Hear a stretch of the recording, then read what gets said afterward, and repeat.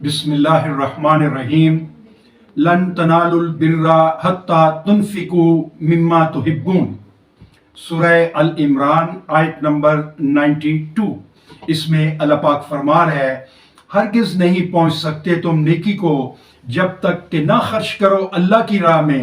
اس میں سے جو تم محبوب رکھتے ہو۔ اللہ تعالیٰ نے کائنات میں وسیع و عریض زمین اور ذخائر اور بے تحاشا معدنیات اور انسان کی ہر سہولت کی چیز فراہم پہنچائی ہے۔ معیشت انسان کی بنیاد ہے، بنیاد اس کی ضروریات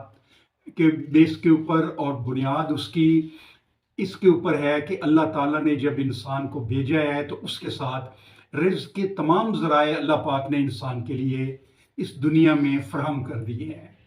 ہم نے یہاں تجربے کیے ہیں سرمایہ دارانہ نظام کا، سوشلزم کا اور اسلام کا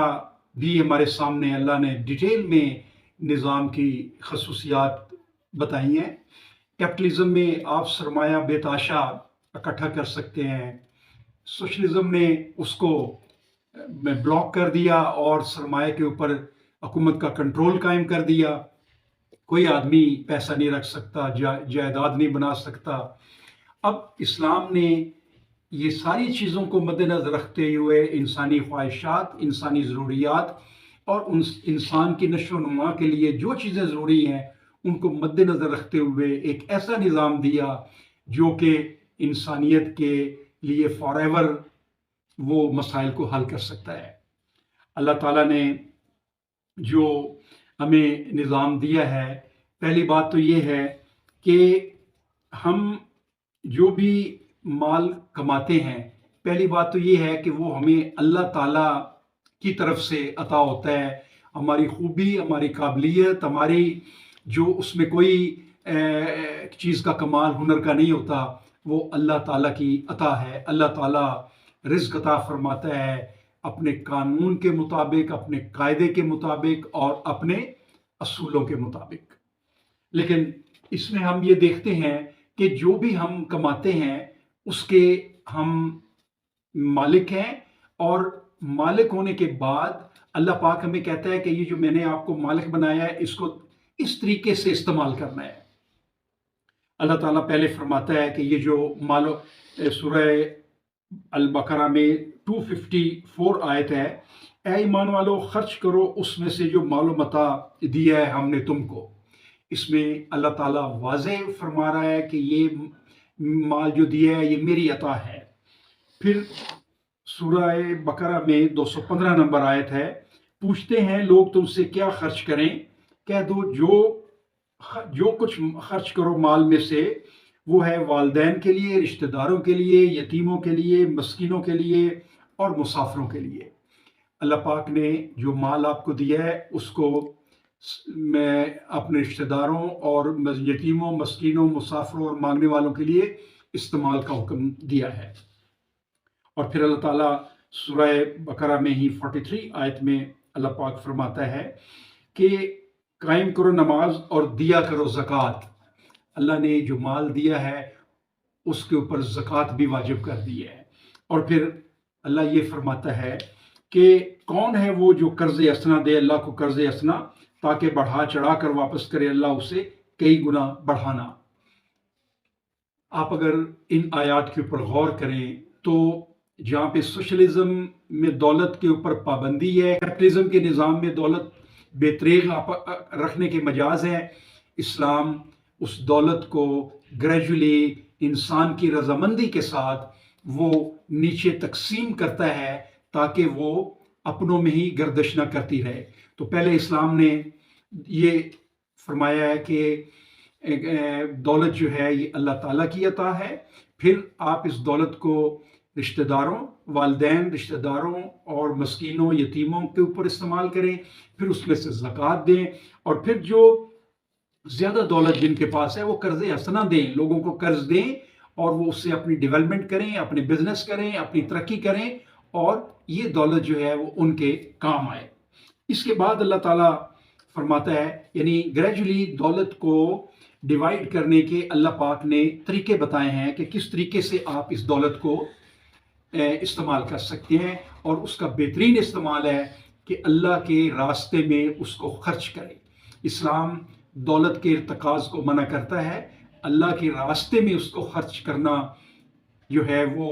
اجازت دیتا ہے اور حکم دیتا ہے کہ وہ دولت کو اللہ کی منشا کے مطابق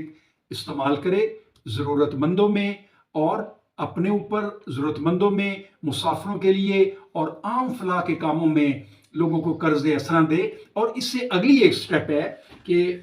قرآن پاک میں سورہ بقرہ 219 نمبر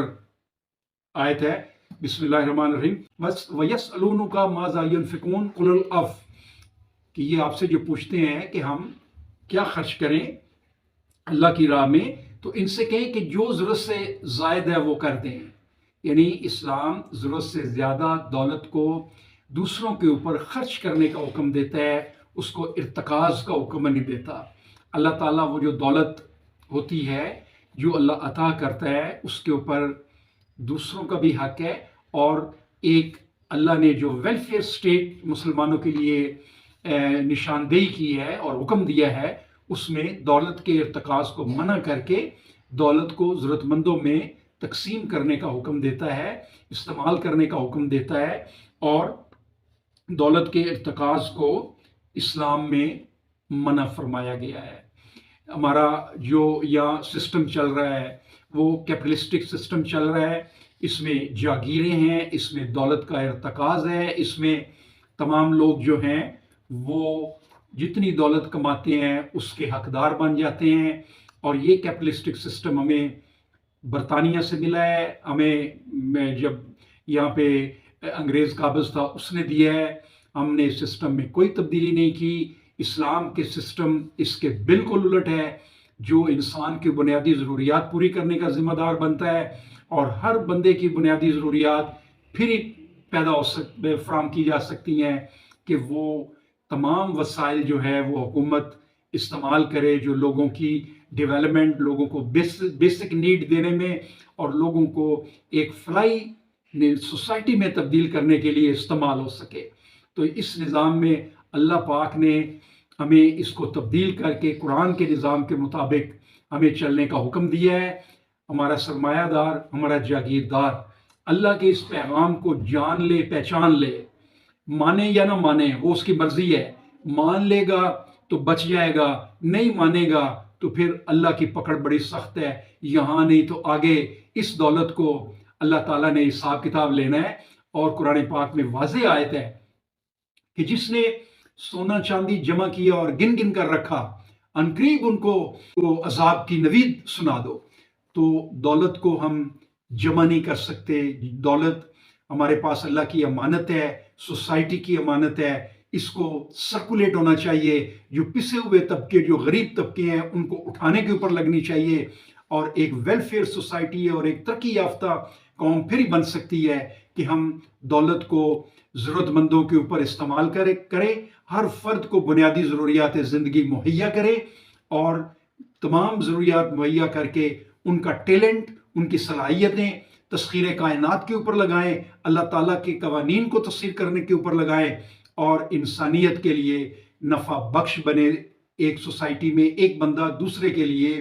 نفع بخش بنے، بلکہ اللہ کا حکم ہے کہ اتنا نفع بخش بنے کہ وہ دوسرے کی ضروریات کو اپنی ضرورت کے اوپر ترجیح دے، بے شک وہ خود بھی ضرورت مند ہو۔ اللہ تعالیٰ ایک ایسی پیاری اور بہترین سوسائٹی کے قیام کا ہمیں حکم دیتا ہے، لیکن ہم اپنی خواہشات نفس کے پیچھے اس سے کوسوں دور چلے جا رہے ہیں، اپنے لوگوں کو غربت اور جہالت میں ہم نے ڈھکیلا ہوا ہے،